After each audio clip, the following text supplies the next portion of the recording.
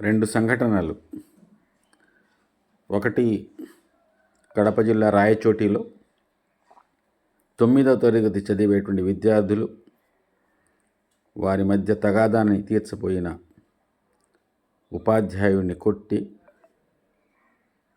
ఆ దెబ్బలకు ఆయన చనిపోయాడు. ఇందులో ఆవేశం,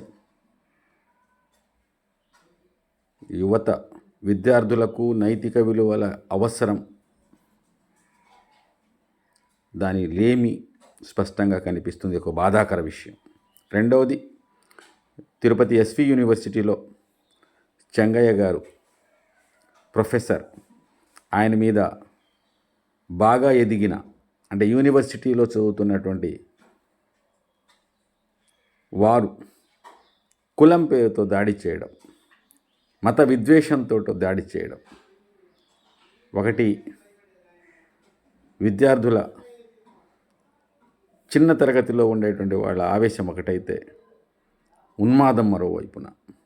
సోదరులారా, ఈ రెండు కూడా ఖండించవలసిన విషయాలు. వెల్ఫేర్ పార్టీ ఆఫ్ ఇండియా ఈ రెండు చర్యల్ని కూడా ఖండిస్తుంది.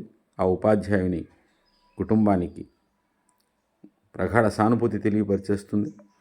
చెంగయ్య గారికి మా మద్దతు తెలియజేస్తుంది. Thank you very much.